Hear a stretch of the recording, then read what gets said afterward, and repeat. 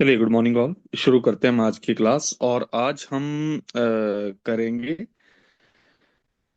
Chapter 45 हम कर रहे थे, और 45 में हम श्लोक नंबर 12 पे थे। इससे पहले कल हमने पढ़े कि भाई जो जल के दोष जो हैं वो कितने मान रखे हैं शब्द को छोड़ के। भाई पंच महाभूतों के जो काम है कौन से, स्पर्श रूप रस गंध प्लस इसके वीर्य और विपाक। भाई बड़ी देर से पचता है विष्टम्भयते, ये काम किसका, विपाक का है। सारे के सारे रोग वीर्य में हैं। भाई टेस्ट आना रस का दोष है। भाई गंध आना ये भी इसका मतलब अनिष्ट गंध आना ये गंध का दोष है। और स्पर्श में क्या है, हमारे पास जो भी उष्णता तीक्ष्णता दंतग्राही जो है ये स्पर्श दोष है। और सबसे इंपॉर्टेंट है कि भाई इसमें जितने भी रोग हैं वो किसमें दे रखे हैं, वीर्य वाले में। आइए जरा अब दूषित जल को शोधन करने की विधियों के बारे में हम पढ़ते हैं, ठीक है।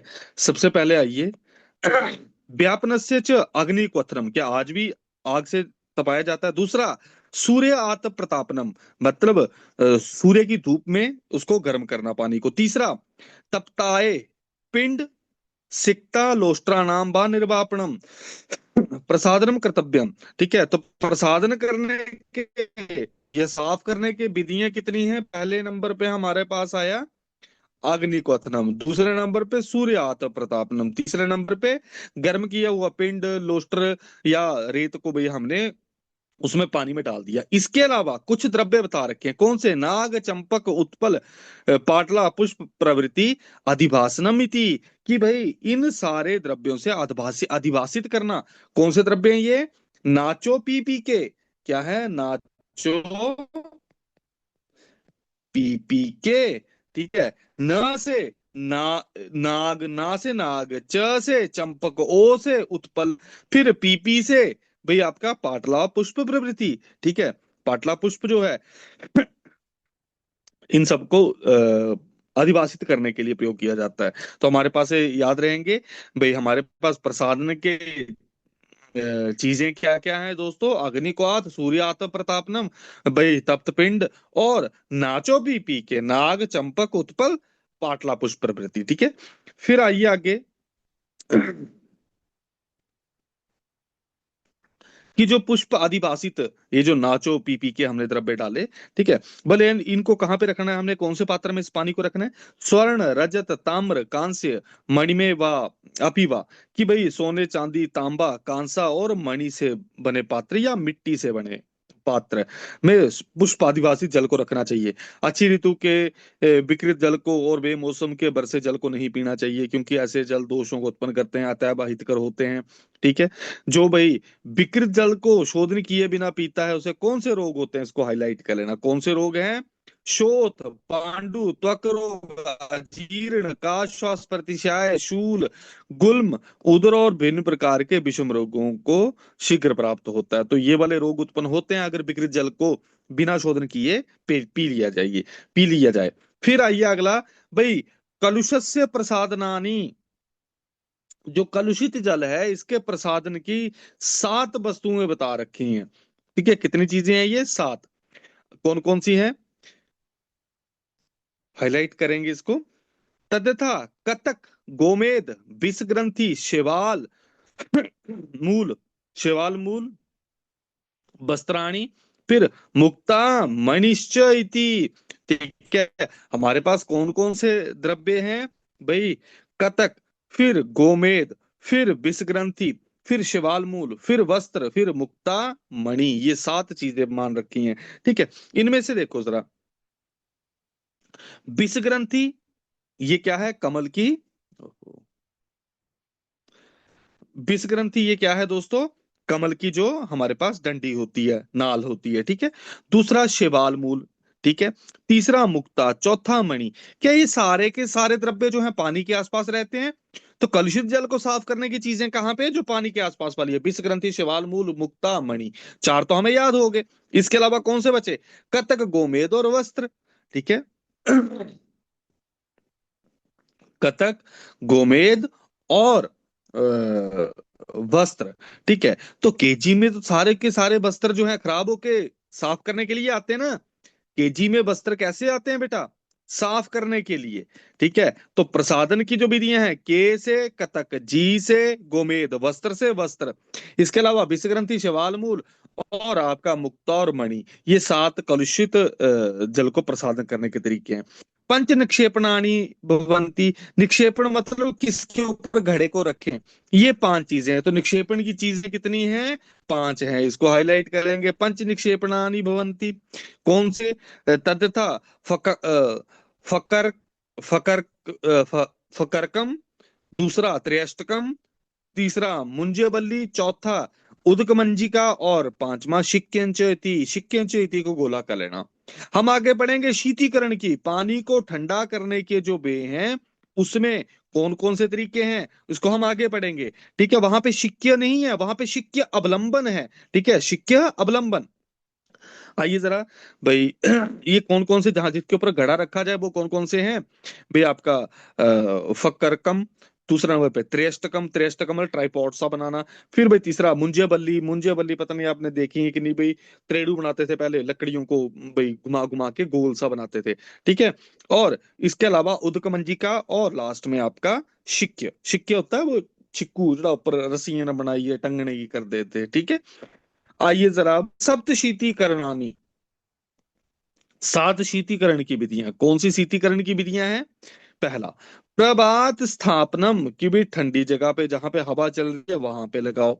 दूसरा नंबर पे उदक क्षेपणम, कि भाई आपने देखा होगा कि भाई जो ये क्या होते हैं अपने पानी पूरी वाले है ना, गोलगप्पे वाले, इनके घड़े के पास बस कपड़ा लपेट के उसके ऊपर पानी फेंका होता है इन्होंने। तो उदक क्षेपणम, ये भी अंदर के पानी को ठंडा रखता है। तीसरा, यष्टिका ब्राह्मणम, उनके पास डंडी भी होती है, डंडी से घुमाते रहते हैं वो।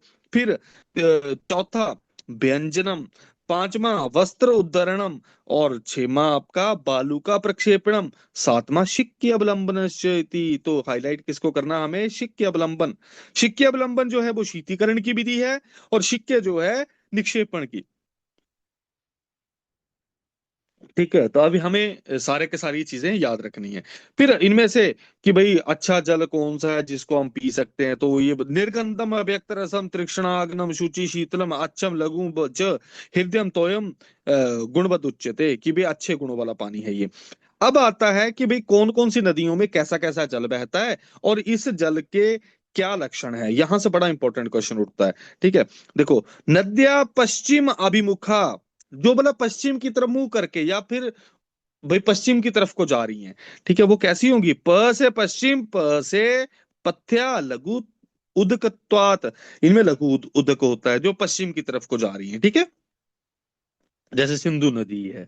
ठीक है, आइए जरा अब अगला, दूसरा, पूर्वाभिमुख जो होगी, दूसरे नंबर पे पूर्वाभिमुखस्तु ना प्रशस्यन्ते गुरु दुखत्वाद, जो पूर्व की तरफ को बह रही है वो कैसी होगी? गुरु उदक वाली होगी, है ना, जो ये हमारी गोदावरी कुदूबरी को नाम दिया जाता होगा। ठीक है, फिर आइए दक्षिण अभिमुखम, दक्षिण अभिमुख कैसी है दोस्तों? दक्षिण अभिमुखम नाति दोषला साधारणत्वात्।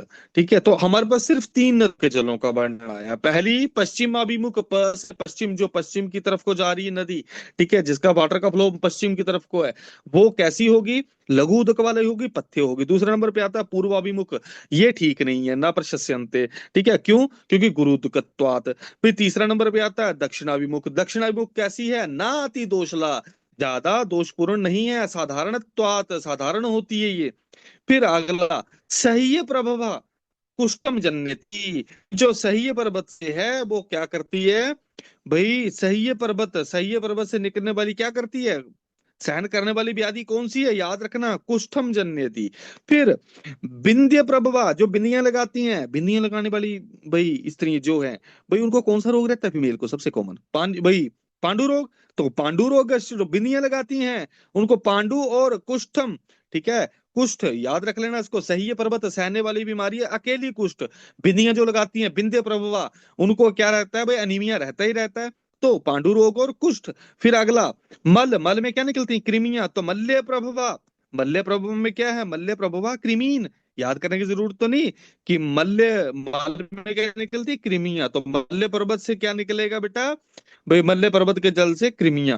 फिर आइए महेंद्र प्रभवा, ठीक है, महेंद्र प्रभवा, इसको गोला करना, शल्लीपद उतराणी। याद रखना, महेंद्र अंकल आपके आसपास सारे होंगे, है ना, बड़े बड़े पेट होते हैं उनके। तो शल्लीपद और उदर रोग, ये किसको है? महेंद्र अंकल को। फिर हिम्मत प्रभवा, जो हिमालय से निकलती हैं, ठीक है भाई, क्या है? हृदय रोग, शब्यथु, शिर रोग, शल्लीपद, और इम्पोर्टेंट है गलगंडाना। ठीक है भाई, गलगंड रोग आपको पता ही होगा, जो ये जो हमारी बेल्ट है डिस्ट्रिक्ट कांगड़ा की, ठीक है, जो शाहपुर से लेकर ये सारी की सारी जो आगे तक आपकी जोगिंदर नगर तक की बेल्ट है ना, इसका नाम शायद किसी मेडिकल बुक में आ भी गया है कि भाई यहाँ पे सबसे ज्यादा हाइपोथायराइडिज्म के पेशेंट है। ठीक है, तो गलगंडा नाम, हृदय रोग, शब्यथु, शिरो रोग, शल्लीपद और गलगंड, ये रोग सारे के सारे हिम्मत प्रभव है। फिर आइए आगे, प्राच्यावंत्या, ठीक है, अपरावंत्याश अर्शांसी उपजन्यति, कि भाई जो प्राच्या है, प्राच्या भाई है आपकी, भाई दूसरा अवंती नदी, आप जो दूसरी अपरावंती नदी है, यहाँ पे हमें अर्श रोग हमें देखने को मिलती हैं। फिर आइए अगर लास्ट में, पारियात्र, फिर से प वाली है, पारियात्र पथ्या बल आरोग्य करती, गोला कर लेना अब इनको, पथ्या, पथ्या, ठीक है, पश्चिमाभिमुख और पारियात्र, दोनों के दोनों पथ्य हैं। तो अब हमारे पास समझ आ गया, प से पश्चिम मुख, प से पथ्य होता लघु उदक वाला। फिर पूर्व मुख वाला जो होगा बिल्कुल उल्टा होगा, इसके गुरु होगा, प्रशस्त नहीं होगा। दक्षिणाभिमुख वाली जो होगी नदियां, भाई ना अति दोषलम वाली होती है, ठीक है, साधारण जल होता है। फिर हमारे पास भाई पहाड़ों की बारी आई, भाई सही है प्रभवा, जो सही पर्वत से निकलती हैं वो कैसी हैं? कुष्ठ को उत्पन्न करती हैं। जो भाई बिंदियां लगाती हैं, विंध्य पर्वत पर्वत से, उनको पांडु रोग होता है और कुष्ठ होता है। भाई तीसरे नंबर पे मल्ल में क्या होती है? मल्ल प्रभवा, कृमि। फिर भाई चौथा नंबर इंद्रांकल को क्या है? शलीपद और उदर रोग। फिर भाई अगला आता है हिम्मत प्रभवा, यहाँ पे गलगंड ऐड हो जाता है। फिर आपका जो है अवंती नदी वाला, ठीक है, अवंती नदी से पूर्व और पश्चिम की तरफ को बहने वाली जो है, ठीक है, वो कौन सा रोग उत्पन्न करती है? आर्च रोग को उत्पन्न करती है। सबसे लास्ट में पारियात्र वाली जो है वो फिर से पथ्य है। आइए जरा अब आगे, और भी इन्होंने नदियां बता रखी हैं कि भाई ये तो है ही एक कॉन्सेप्ट, बेसिक बेसिक, लेकिन बोले जो नदियां तेज तेज बहती हैं ऑब्वियस उनका पानी हल्का होगा। नद्या शीघ्र बहा, लघु प्रोक्ता, यशश्च आमलोदका, कि भाई ये कैसी होती है? गुरु शेवाल सा छन्ना कलुषा मंदगाश्च, ये कि भाई जो धीरे धीरे चलती है कैसा होगा? नहीं, उनका गुरु होगा, शेवाल से युक्त होगा, कलुषित होगा, जो मंदगामी है। प्रायण नद्यो मरुषु सतिक्ता लवणान्विता, इसको हाईलाइट कर लेना। ठीक है, जो भाई आपकी मरुस्थल वाली नदियां हैं उनका जल कैसा है? तिक्त और लवण। ठीक है, लघुवश स मधुरा पारुष्य भले हिता, कि भाई थोड़ा सा ये भाई लघु होती है, मधुर होती है, और इम्पोर्टेंट है कि पारुष्य बले हिता, कि भाई ये बल को बढ़ाने वाली होती है। अब आइए अगला, जो आपके पुराने बुजुर्ग या हमारे बुजुर्ग जो थे, या जो आज भी कुएं से पानी लेते हैं या फिर बौड़ियों से पानी ग्रहण करते हैं, कब करते हैं? सुबह 4 से 5 के बीच में। देखो, तत्र सर्वेशम भूमानाम ग्रहणम प्रत्यूषसी, प्रत्यूष काल में ही सारे भौम जल को ग्रहण करना है। Very very very important question पूछा भी गया है। फिर तत्र ही अम्लत्वम शैत्यंश अधिकम, क्योंकि इस टाइम पे ये जल कैसा होता है? भाई अम्ल, विमल मतलब अम्लत्वम, और शैत्यंश अधिकम, और शीत होता है अधिक।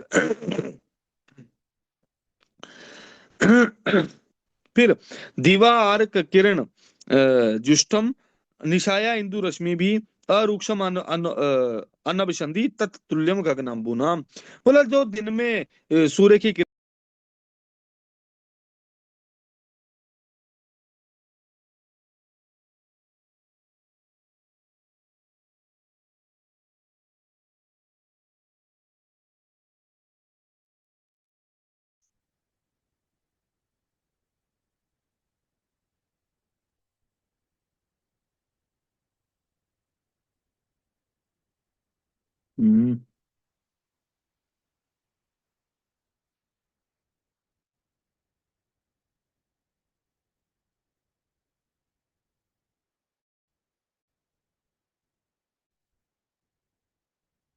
मैं कहाँ पे था?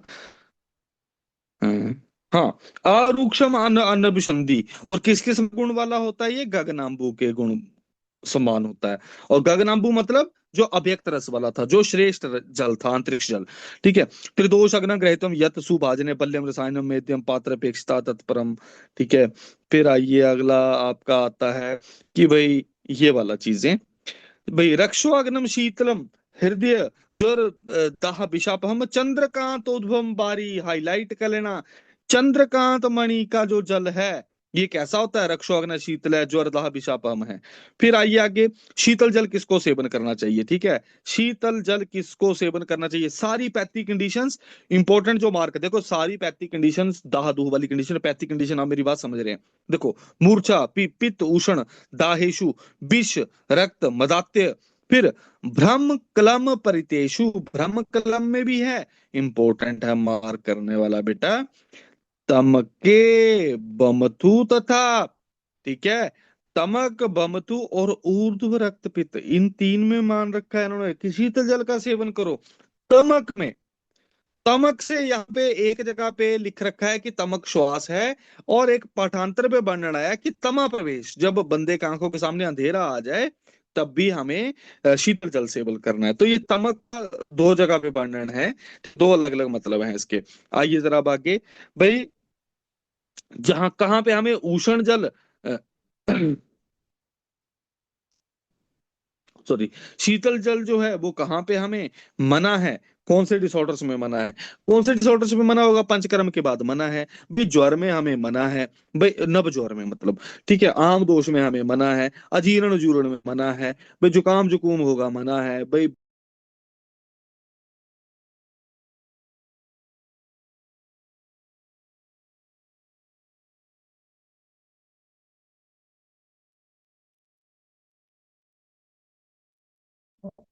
कुछ दिक्कत ही है ये।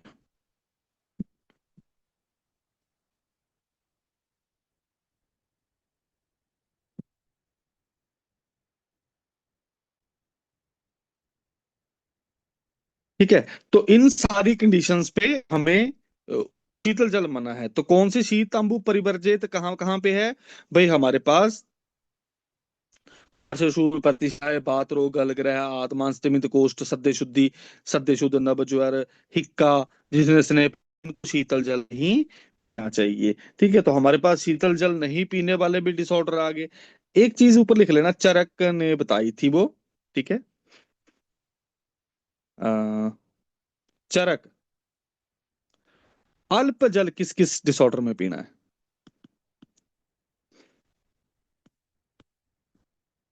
ये चिकित्सा स्थान में मिल जाता है। ठीक है। अल्प जल कहाँ कहाँ पे पीना है? ठीक है। वो है चरक चिकित्सा का 5वां चैप्टर, 6वां चैप्टर, 13, 16, 19। ठीक है।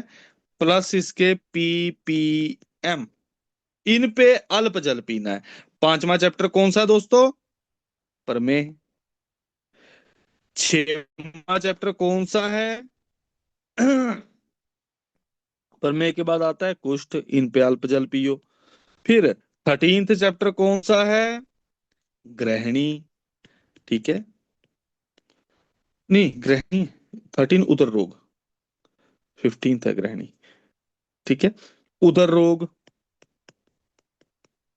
फिर 16th चैप्टर जो आता है वो हमारा कौन सा आता है भाई? उधर फिर अर्श, फिर ग्रहणी, फिर पांडु, पांडु रोग। ठीक है। 19th है हमारा अतिसार। ठीक है। इन डिसऑर्डर्स में अल्प जल पीना। इसके अलावा PPM, पी से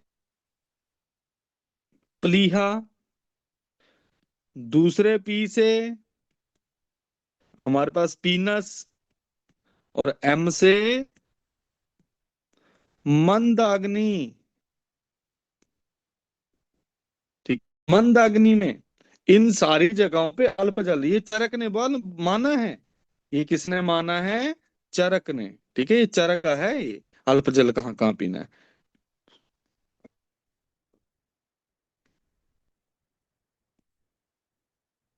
नादम बातलम रूक्षम दीपनम लघु लेखनम तत् अभिसंधि मधुरम सांद्रम गुरु कफावहम। ठीक है, कि भाई नदी का जल कैसा होगा। बातलम रूक्षम दीपनम लघु लेखनम, ठीक है। तो दीपनम भी है, लघु भी है, नदियों का जल, ठीक है।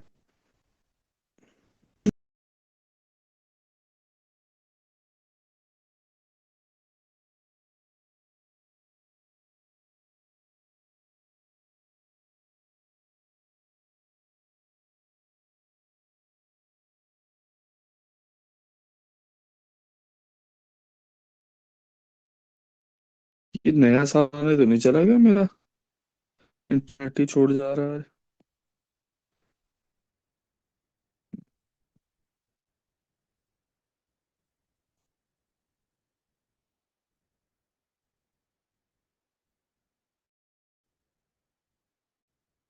चलिए, फिर तत्अभिसंधि मधुरम सांद्रम गुरु कफाबहम, ठीक है। ये गुरु और कफाबहम है। तृष्णाग्नम सारसम, ठीक है। सारस का जल कैसा है, तृष्णाग्नि, इसको हाईलाइट करना। बल्यम क्षायम मधुरम लघु। फिर ताड़ागम बातलम स्वादु क्षायम, ता का जल कैसा होता है, बातल होता है। फिर आइए अगला सक्षारम पित्तलम कोपम, ठीक है। बापी का जल कैसा होता है, ऊपर वाला। बापी का बात श्लेषम हरम, ठीक है, इसको हाईलाइट करना। तो बात श्लेषम हरम सक्षारम कटुतलम, सक्षार ही है कोप का जल, कुएं का जल, ठीक है। और इसको इसके अलावा क्या लिख रखा है, श्लेषम आगम दीपनम लघु। फिर चौंटे का ये क्वेश्चन पूछा गया है, चौंट्यम अग्निकरम, ठीक है, ये पूछा गया है क्वेश्चन। ठीक है, मधुर होता है लेकिन कफ को करने वाला नहीं होता। फिर कफ आग्नम दीपनम हृदयम लघु, हृदय है, लघु है किसका, प्रश्रवण का जल, प्रश्रवणम उद्भवम, ठीक है, जो झरनों से गिर रहा है। फिर मधुर पित्त शमनम अविदाही औद्भिदम स्मृतम, तो औद्भिद कैसा जल है बेटा, अविदाही, इसको हाईलाइट कर लेना, औद्भिद जल है ये, मधुर है, पित्त शमन है, और अविदाही। आइए जरा अब अगला, बैकिरम कटुसक क्षारम श्लेषमग्नम लघुदीपनम। फिर अगला आता है आपका, बैकिर बोलते हैं जो रेत वाला जल है, ठीक है, जो रेत से निकलता है। फिर आइए केदारम, अगला, ठीक है, कि भाई केदार जल ये कैसा होता है, केदारम, केदारम मधु प्रोक्तम कुछ नहीं है दोषलम। फिर आगे समुद्रोदकम, इसको हाईलाइट करेंगे, समुद्रोदकम विश्रम लवणम सर्व दोष कृत, हाईलाइट कर लेना, सारे दोषों को करने वाला कौन सा है, समुद्र का जल। फिर अगला आता है आपका अनूप जल, ठीक है। अनूप जल कैसा, अनेक दुख दोष युक्त, अनेक दोषम अनुपम। भाई अगला कैसा है, अभिसंधि, ठीक है, और ग्रहितम। तो आपका दूसरे नंबर पे आता है अनूप वाला। अनूप वाला कैसा है दोस्तों, अनेक दोषम अनुपम, अनेक दोष वाला था अनूप, और अभिसंधि है ये। फिर ए भी दोष है रस संयुक्त वीर्योदय जांगलम, कि भाई जांगल वाला जो जल होगा, कि भाई ऐसा जल नहीं होगा, इससे थोड़ा साफ होगा। फिर आइए आगे, पाके अविदाही तृष्णाग्न प्रशस्तम प्रीति वर्धनम दीपनम स्वादु शीतलम तोयम साधारणम लघु। कुछ नहीं है, ये साधारण जल के लिए बोला गया, कि भाई साधारण देश का जल कैसा होगा। अगला आता है आपका कफ मेदो, ठीक है, कफ मेद, ये उष्णोदक के लिए बोला गया है, ठीक है, और इसको पथ्य भी बोला गया है, ठीक है। भाई उष्णोदक के लिए क्या बोला गया है, गर्म किया हुआ जल, कि कफ मेदो अनिलग्नम, ये सारा इकट्ठा है, ठीक है।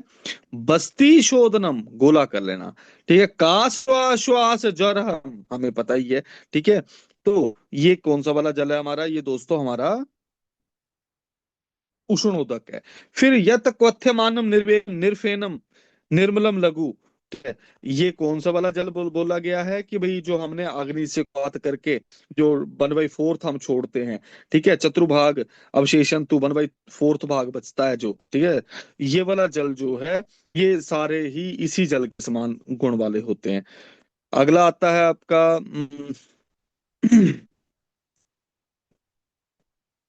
श्रितशील, श्रितशीत वाला कौन सा है? ये दोनों के दोनों रेफरेंस इकट्ठे हैं कि मद्यपान समुद्भूते, गर्म किया हुआ ठंडा जल, ठीक है, पित्त उत्थे तथा सनिपात समुत्थे, इन सारों में श्रित शीत जल। फिर आइए दाह अतिसार पित्त असिरिक मूर्छा मद्य विषा, इन सारों में श्रित।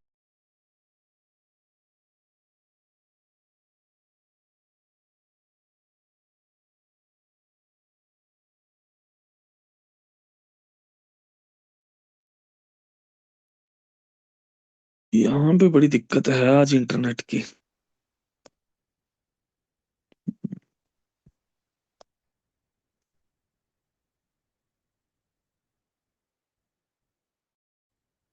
बहुत दिक्कत है आज, तो पढ़ा नहीं जा रहा है तो। अच्छा, फिर आइए अगला। ये फिर से आपको एक शब्द मैंने बस, हृदयम दीपनम बस्ती शोधनम, ये किसके लिए बोला गया? ये नारिकेलोदक के लिए, ठीक है। ये हृदय दीपनम बस्ती, बस्ती शोधन पिछले उष्ण उष्ण जल भी, यहाँ पे कौन सा है? नारिकेलोदक। फिर और क्या है आपका?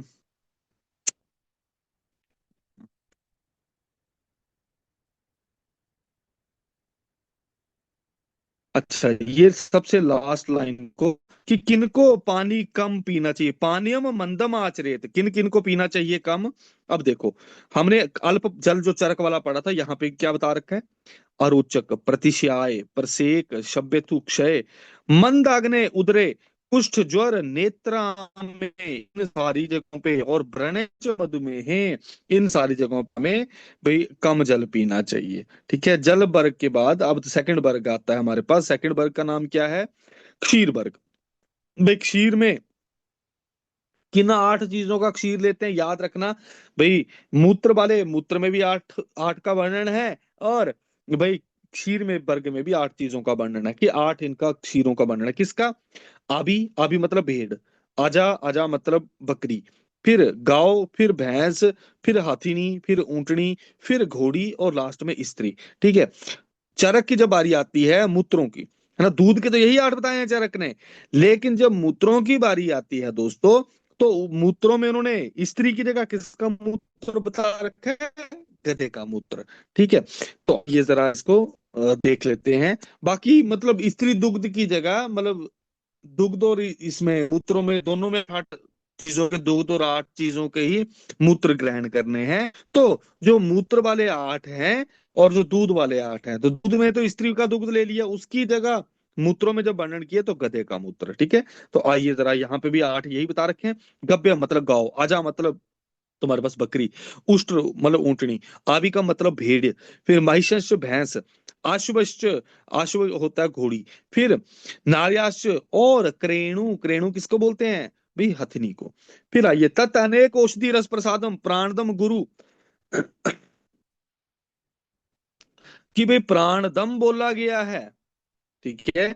फिर आगे, मधुर पिच्छलम सी, सारे दुग्धों का गुण है, मधुर है, पिच्छल है, शीत स्निग्ध सलक्षण सरम, ये सारे के सारे गुण तो हैं, इंपॉर्टेंट है। सर्व प्राणभृताम तस्यम, तस्मात् सातम्यम क्षीरम इहि उच्यते, सारे प्राणियों के लिए भाई सातम्य माना गया है क्या?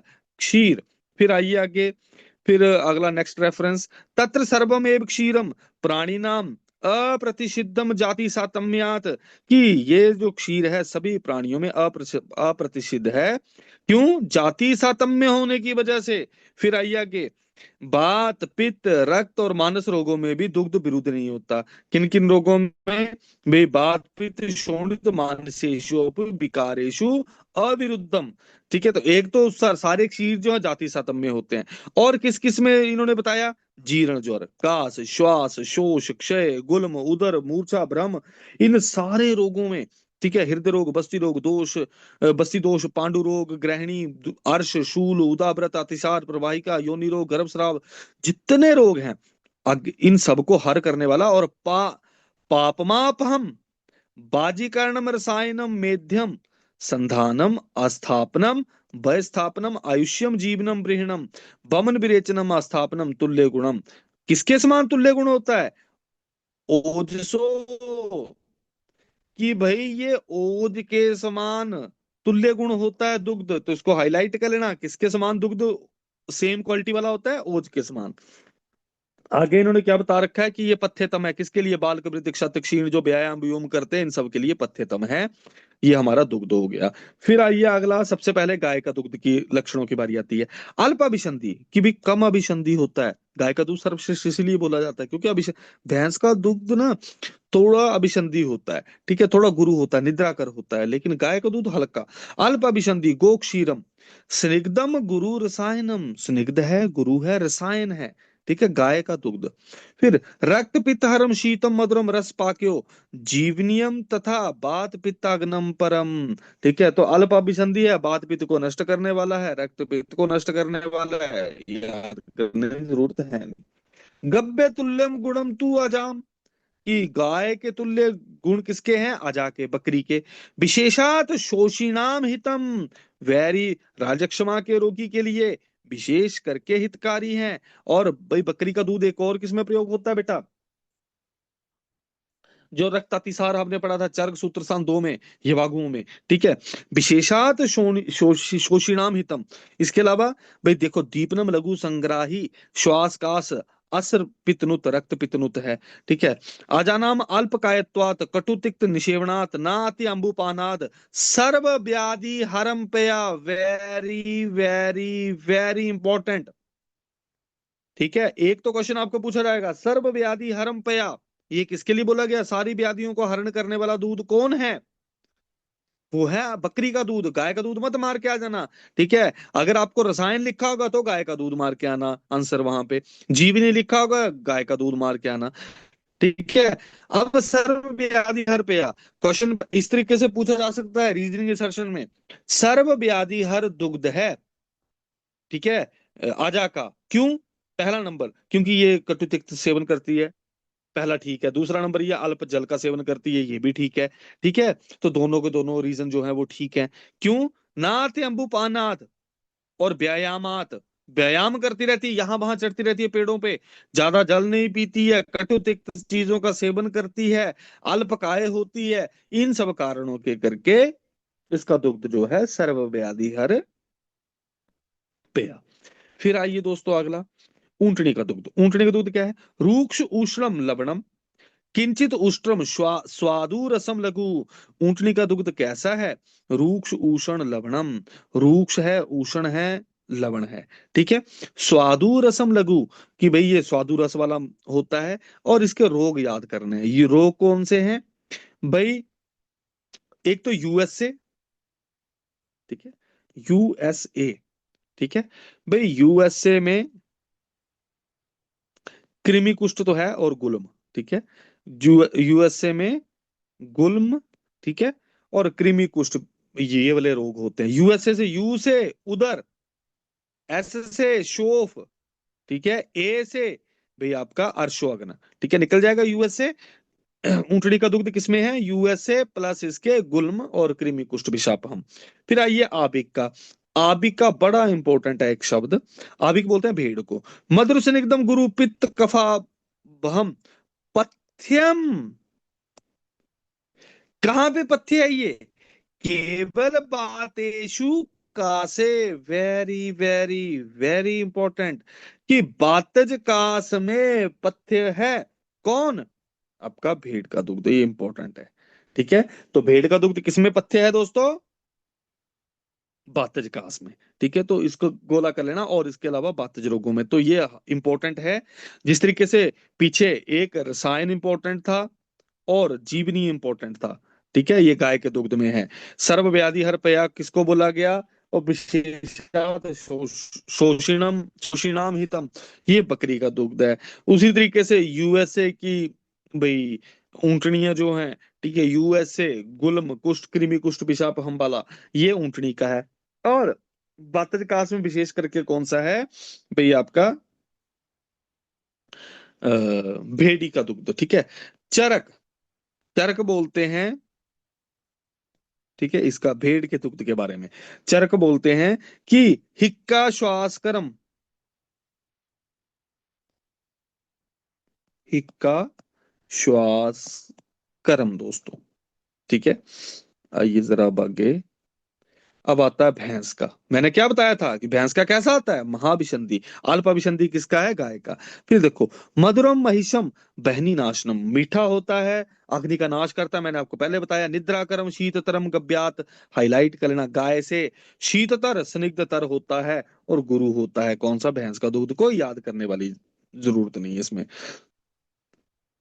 फिर उष्णम, एक शफम, शफ बोलते हैं खुर, जिसका खुर बीच से फटा ना हो। किसका खुर नहीं फटा था, घोड़े का। एक शफ मतलब एक ही खुर है पूरा। खुर मतलब समझते हैं ना, पैर, पैर मतलब जो इनके जानवरों के होते हैं, फुट जो होता है ना, देखा होगा आपने खुर। ठीक है। तो एक शफम, एक शफ का कैसा खुर होगा, जो एक शफ वाला होता है, उसके दूध कैसा होगा, मतलब ये घोड़े के लिए बोला, घोड़ी के लिए बोला गया है। शाखा बात हरम पया, की शाखा भातहर बोला गया है। मधुर अमल रसम रूक्षम, लवणम रसम लघु। ठीक है।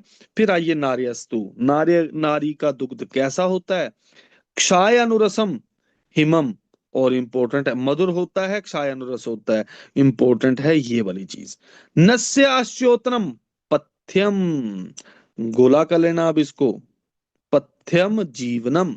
ठीक है, कि भाई नस्य आश्योतन के लिए पथ्य है कौन सा वाला दोस्तों, नस्य आश्योतन के लिए पथ्य कौन सा है, नस्य आश्योतन के लिए स्त्री का दुग्ध। ठीक है। मधुर रस वाला होता है, अनुरस क्या है इसका, क्षाय अनुरस है, ये दोनों के दोनों इंपॉर्टेंट है। फिर लाओ सबसे लास्ट में आपका हस्ती का दुग्ध, हस्तिनी का दुग्ध। हस्तिनी का दुग्ध कैसा है भाई, मधुरम वृष्यम क्षाय अनुरसम, सेम है। ठीक है, स्त्री के दूध के समान।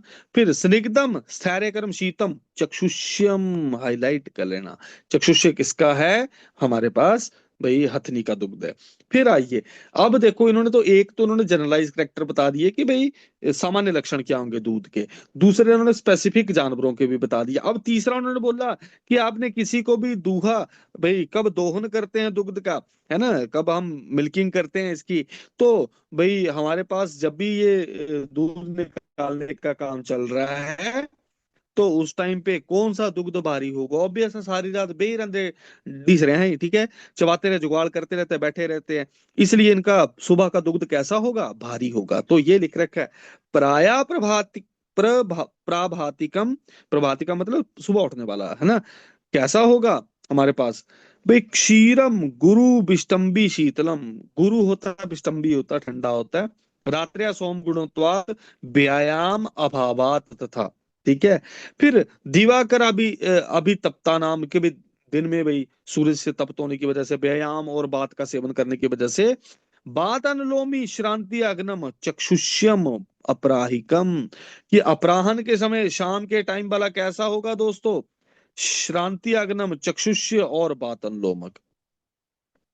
फिर आइए आगे, भाई कच्चा दूध कैसा होता है, ठीक है, पयो अभिष्यंदी। ठीक है, और गुरु। ठीक है, इसको गोला कर लेना, और उबाल कर लेने पर कैसा होगा, लघुतरम अन्न अभिसंधि व श्रितम। ठीक है, लघु होगा और अभिसंध नहीं करने वाला होता है। स्त्री को दुग्ध को छोड़ के, क्वेश्चन में पूछा गया किसके दुग्ध को छोड़ के सबको गर्म करना चाहिए, स्त्री के दुग्ध को।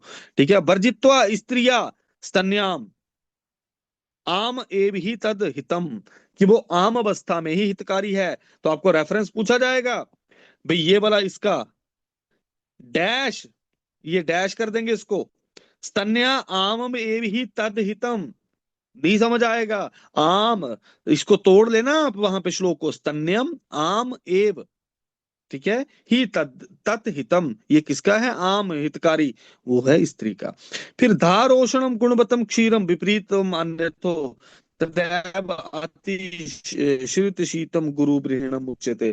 ठीक है, तो इन्होंने अलग अलग ये गुण बता दिए इस तरीके से हमारे पास।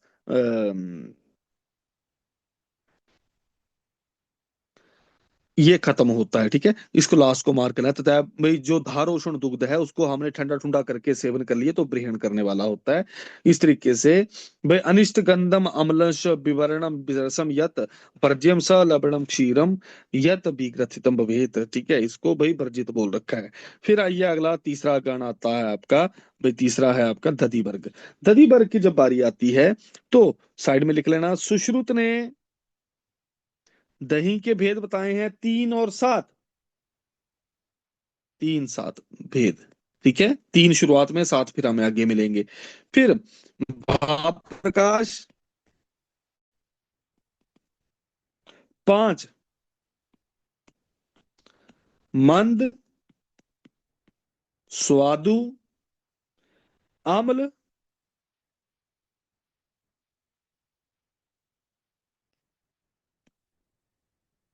फिर स्वादु अम्ल, मतलब स्वादु अम्ल मतलब खट्टा मीठा। ठीक है, और तीसरा अति अम्ल। तो पांचवा मतलब अति अम्ल। ठीक है, भाप्रकाश ने 5 वेद बताए हैं, मंद, स्वादु अम्ल, स्वादु अम्ल, अत्य अम्ल। ठीक है, आइए जरा चरक सुश्रुत का देखते हैं। सबसे पहला कौन से 3 भेद हैं? मधुर, अम्ल, अत्य अम्लम श इति, ये 3 भेद बता रखे हैं दही के। 7 भेद हमें अंत में मिलेंगे। फिर क्षायानुरस होता है, स्निग्ध होता है, पीनस, विषम ज्वर, अतिसार। ठीक है, अरोचक, मूत्र कृच्छ, इन सारी जगहों पे। और इंपॉर्टेंट है प्राणकरम मंगल्यश्च, मंगल कार्यों से पहले हमें दही पिला के भेजा जाता था। आइए जरा अब आगे, इनमें से 3 प्रकार के दही हैं, इनके गुण दोष बता रखे हैं। महाभिसंधि मधुरम, कफ मेदो विवर्धना। महाभिसंधि होता है मधुर, कफ पित्त कृत अम्लम, कफ पित्त करने वाला। ठीक है, ये कौन है? अम्ल। और स्याद अति अम्लम रक्त दूषणम, वेरी वेरी वेरी इंपॉर्टेंट। ठीक है, कफ पित्त को करता है अम्ल, अति अम्ल जो है रक्त का दूषण करता है।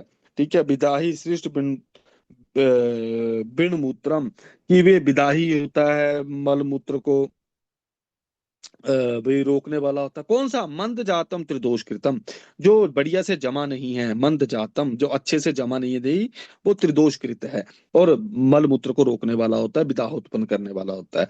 तो हमारे पास ये पहला नंबर आया। भाई मधुर वाला कैसा होगा? कफ को बढ़ाने वाला होगा। कफ पित्त दोनों को करने वाला अम्ल हो गया। तीसरे नंबर पे अति अम्ल रक्त का दूषण करता है। चौथे नंबर पे ये मंद जात, ये त्रिदोष को करने वाला और मल मूत्र को रोकने वाला, विदाही होने वाला है। फिर गाय का दुग्ध, जो हमारे पास दही आता है, इसको क्या गुणधर्म बता रखे हैं? ठीक है, बात अपहम पवित्रंश्च। ठीक है, बात अपह और पवित्र माना गया है। फिर बकरी का बात क्षयापहम, दुर्नाम श्वास कासेशु। ठीक है, हितम अग्नेश्च दीपनम। ठीक है, कि भाई अग्नि दीपन करने वाला होता है। फिर आइए भैंस का दही। भैंस का दही कुछ नहीं है, विशेषाद दधी कुछ नहीं है, बलास वर्धनम, कफ का बढ़ाने वाला होता है। भैंस का दुग्ध कुछ नहीं याद करने वाला इसमें। ऊंटनी का दुग्ध वही आर्ष, वही हो गया, उदर रोग हो गया, इन सबको ही ठीक करने वाला। बात कुष्ठ कृमीन हंत्यानी उदराणी।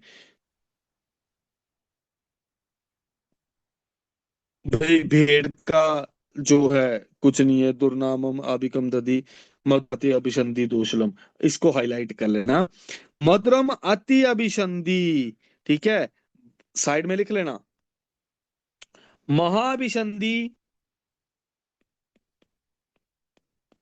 महाअभिसंधि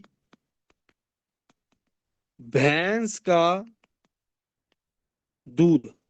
ठीक है, अति अभिसंधि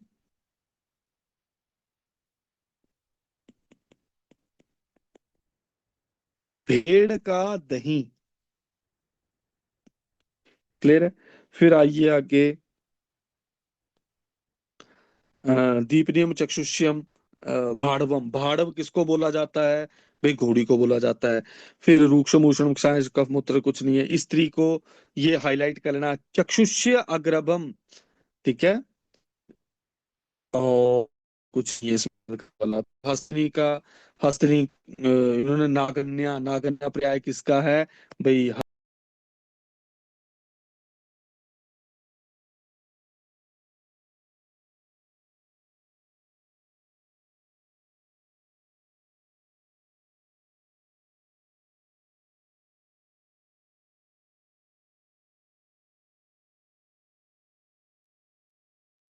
आज हमें पढ़ने ही नहीं देंगे, ये तो मिलते रहेंगे हम सारा दिन ही।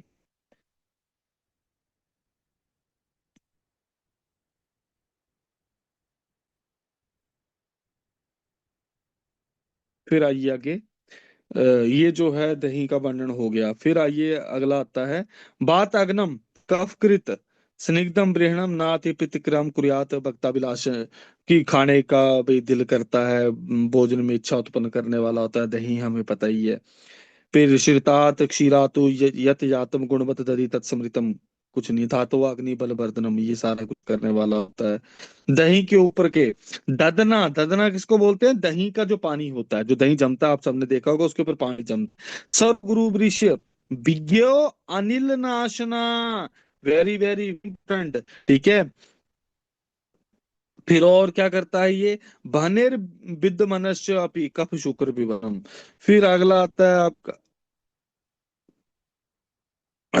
नहीं, ये ददना जो है दही का पानी नहीं है, ये जो है वो दधी उत्तर होता है। ददना जो है दही की मलाई, ठीक है, ये मलाई होती है, दही मलाई है, ठीक है। दही के ऊपर मलाई, जो आपने देखा होगा जब भी लस्सी पीने जाते हैं, दही जमा होता है ना, आप पंजाब में कहीं पे भी चले जाओ, मीठी लस्सी पीते हैं या, तो उसके ऊपर इतना मोटी सी मलाई रखते हैं, वो ददना है, वो है ददना, ठीक है। वो दधी उत्तर होता है जिसको मैं पानी बोल रहा हूँ, सॉरी, है ना, मैं करेक्ट कर ले शब्द को। फिर आइए कि दधी तू असारम, असारम मतलब जिसमें से भाई हमने भाई मलाई बड़ुई निकाल ली है दूध से, ठीक है, ऐसी का हमने दही जमाया, तो वो कैसा होगा? ग्राही विषंबी पातलम, भाई ये रुचिप्रदम, कुछ नहीं है, ये इंपॉर्टेंट नहीं है। फिर आइए, हे शिव दही खाओ, ठीक है, क्या लिखना है? हे शिव दही खाओ, मतलब इन तीन ऋतुओं में दही खाना है। हे से हेमंत, शी से शिशिर, व से वर्षा, ठीक है, समझ आ गया? इनमें तीन ऋतुओं में दही सेवन करना है, हेमंत शिशिर और वर्षा ऋतु में तो आजकल आपको दही खाना चाहिए, ठीक है। आइए जरा अब आगे, और बाकी जो तीन ऋतुओं में मना कर रखा है। फिर तृष्णा कलम हरम मस्तु लघु स्रोतो विशोधनम आम्लम क्षायम मधुरम अवृश्यम कफ वातनुत प्रहलादम प्रीणश्च भिन्नते आशु मलश्च तत् बलम आवहेत क्षिप्रम भक्तम छंदम करोति च, कुछ नहीं है, दही का पानी ये है जो आपका दधि मस्तु, ये मस्तु को बोला जाता है, ठीक है, दधि उत्तर दधि मस्तु, ये जो है ये ऐसा सा होने वाला है, कुछ नहीं इंपॉर्टेंट इसमें। मैंने कुछ छोड़ी तो नहीं है, प्लीज मेरे को एक बार देखने दो, ठीक है ना। दधि मस्तु जो है ये हो गया हमारा। फिर आइए आगे, दही के कितने भेद बता रखे हैं? सात भेद ये। स्वादु अम्ल अत्यम्ल मंद जातम श्रित क्षीर भवम सरस असारम एव दधि सप्तदा सप्तदा अस्मिन। पीछे हमने मधुर, भाई हमारे पास जो तीन प्रकार का हमने पढ़ा, कौन कौन सा? मधुर अम्ल और अत्यम्ल। इसके अलावा जो है इन्होंने मधुर अम्ल अत्यम्ल, फिर भाई मंद जात, फिर भाई आपका श्रित क्षीर वाला उबाले हुए दूध का, फिर सार युक्त का, असार युक्त का, इस तरीके से सात प्रकार का मान रखा है। फिर आइए चौथा वर्ग आता है जिसका नाम है तक्र वर्ग। तक्र वर्ग जो है दोस्तों, तक्र वर्ग में एक चीज हमें बड़ा इंपॉर्टेंट देखने को मिलती है, वो है भाई मक्खन के बारे में, जिसको नवनीत बोलते हैं, वो इंपॉर्टेंट है। बाकी इसमें मुझे लगता नहीं है कुछ और इंपॉर्टेंट है, ठीक है। आइए जरा, तक्र जो है मधुर आम्ल है, अनुरस में कैसी मानी है? भाई तक्कर जो है मधुर अम्ल है और अनुरस में क्षाय है, बीरे में उष्ण, ये सारे के सारे रोगों को हितकारी है। फिर दूसरे नंबर पे आता है टक्कर के ही बारे में, कि जिससे मक्खन निकाल लिया गया हो, ठीक है, और दही से आधा पानी जिसमें मिलाया हुआ हो, जो ना अधिक गाढ़ी हो ना अधिक पतली हो, जो रस में मधुर अम्ल और क्षाय हो, उसे तक्कर कहते हैं। किंतु जिस दही में से मक्खन ना निकाला गया हो, ठीक है, उसको घोल कहते हैं, ठीक है। जो हम पीते हैं वो तक्कर नहीं पीते हैं, तक्कर में क्या होगा? मक्खन मुक्खन निकाल लिया होगा, ठीक है, ना ज्यादा गाढ़ी होगी ना वो पतली होगी, और मधुर अम्ल और क्षाय होती है, वो तक्र है। लेकिन जिसमें से मक्खन नहीं निकाला, ठीक है, पानी नहीं डाला गया हो, केवल मंथनी से विलयन घोल दिया, बना दिया गया हो, ठीक है, जस्ट ऐसे घोल के दे देते हैं जो पंजाब में लस्सियां मिलती हैं, ठीक है, उसमें मक्खन तो निकाल देनी है। तो वो वाला जो है उसको क्या बोला जाता है दोस्तों, उसको घोल बोला जाता है। आइए जरा अब आगे घोल और इसका वर्णन करने के बाद अगला आता है कि भाई किसको तक्कर का प्रयोग नहीं करना। जैसी पित्त वाली कंडीशन होंगी वहां पे तक्कर का प्रयोग नहीं करना, सिंपल सा इफेक्ट है, सिंपल सा लॉजिक है इसका, ठीक है। तो पित्तज वाली कंडीशंस में हमें यूज नहीं करना। कौन सी वाली, नैव तक्रम क्षते दद्यात उष्ण काले, ना दुर्बले ना मूर्छा ब्रह्म दाह, ना रोगे रक्त पैतिके। फिर आइए आगे, भाई किसको भाई तक्र श्रेष्ठ बोली गई है। भाई कोई भी बात कफजन्य, हालांकि जब आप चरक को पढ़ते हो तो बात कफज रोगों में तक्र के समान कोई चीज नहीं है, ऐसा उन्होंने बोल दिया, है ना। तो यहाँ पे भी ये हमें दिख रहा है कि भाई किन किन पे, शीतकाल है ठंडे ऋतुओं में, दूसरे नंबर पे कफ उत्तेषु आमेशु कफज विकारों में, फिर मार्ग और दुष्टेज वायु, मैंने आपको पहले बताया कि बात कफज रोगों में तक्र श्रेष्ठ बोली गई है। फिर आइए आगे, मधु तक्र जो है, मधुर तक्र जो है कफ का प्रकोप करती है और पित्त का शमन करती है। तक्र वात को नष्ट करती है और पित्त को बढ़ाती है, ठीक है, ये कुछ नहीं है। बातें अम्लम सेंध उपेतम, कि बात प्रकोप में हमें कैसे तक्र का प्रयोग करना है।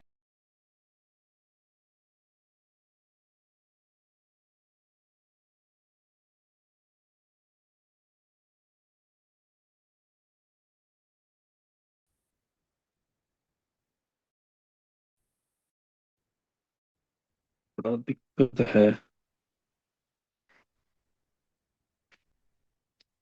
आज हम जबरदस्ती क्लास कर रहे हैं मुझे लग रहा है, ईश्वर साथ नहीं चल रहा आज।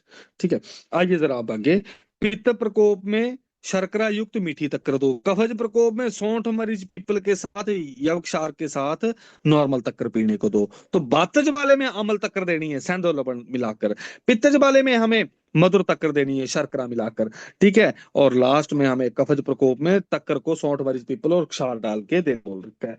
तो ये दोषों के अकॉर्डिंग हो गई। फिर अगले आती है आपकी वो तकर कुर्चिका। तकर कुर्चिका क्या है भाई, ये जो कुर्चिका मतलब मलाई टाइप, ठीक है। भाई ग्रामी बात का रूक्ष दुर्जर होती है, ठीक है, ये कुछ नहीं है। किलाट, किलाट आगे ना अब, ये शैना मुर्गी टाइप होती है जो, ठीक है, जो पनीर टाइप का बनता, पनीर भी नहीं मतलब, हाँ, पनीर टाइप का मतलब खोआ टाइप, ठीक है। गुरु किलाटा अनिलहा पुंसत्रा प्रद स्मृता, पुंसत्व को बढ़ाने वाला, निद्रा को बढ़ाने वाला है। मधुर बृहणो वृष्यो तत् पीयूषो मोरटा, कि पीयूष और मोरट जो है ये आपके क्या हैं। तो पीयूष किसको बोलते हैं, जो कीड़ होती है ना, जो शुरुआत में बौली जिसको बोलते हैं के लैंग्वेज में, है ना, जो शुरुआत में सजरी गांजरी है ना, मतलब अभी अभी जिसने प्रसूता हुई है जो गाय, उसका दुग्ध, या भैंस हुई है, उसका दूध शुरुआत में जो फट जाता है अजीब सा हो जाता है फट के, है ना, बड़ा ज्यादा, जिसको क्या एक शब्द भी बोलते हैं, देखो मेरे को नाम दिमाग में आ नहीं रहा, है ना, मॉडर्न में आज उसको सेवन भी करते हैं। तो वो जो पहले 7 दिनों का दूध होता है उसके बाद सुच्ची होती है गौ, ठीक है, जो दूध फट जाता है और वो अलग सा बनता है उसको बोला जाता है पीयूष, ठीक है। तो ये पीयूष और मोरट कैसे होते हैं, ये मधुर बृहणकारक और वृष्य होते हैं। फिर आइए Navneet, very very very important. Navneet का एक गुण सबसे अच्छा है, वो क्या है भाई, बाला विशेषण बाला नाम प्रशस्यते, सबसे लास्ट लाइन में लिखा हुआ है, विशेष करके बालकों को प्रशस्त है। एक शास्त्र में भी एक द्रव्य आता है परपटी, उसको क्या लिखा है, बाल आद्य अखिल रोग, अखिल रोग नुत, ठीक है, मैं कहाँ लिखूं, मेरे पास जगह ही नहीं है, ऊपर लिख लेता हूँ, ठीक है। बाल आद्य अखिल रोगनुत, परपटी को बोला गया ये, बालकों के जो शुरुआत के रोग है उनको सबको खत्म करने वाला है, ठीक है। और और और कुछ नहीं, संतानिका, संतानिका है दूध की मलाई, ठीक है। दूध की मलाई कैसी होती है भाई, बात अग्नि तर्पणी बल्या वृषणा रुचिया मधुर मधुर विपाका, कुछ नहीं याद करने वाला। फिर लास्ट में आता है आपका श्रेष्ठो गव्य अविवर्णिता, ठीक है, ये कुछ नहीं है, ठीक है। इस तरीके से ये सारा का सारा हमारा तक्र वर्ग हमारा खत्म हुआ। इसके बाद अगला घृत वर्ग आता है, मैंने सोचा चैप्टर खत्म करूंगा, चलो कोई नहीं, आज के लिए इतना ही रखते हैं, मेरे को नेट का भी देखना पड़ना है आज। ठीक है, आज के लिए इतना, till then take care, bye bye, have a good day. Happy new year sir.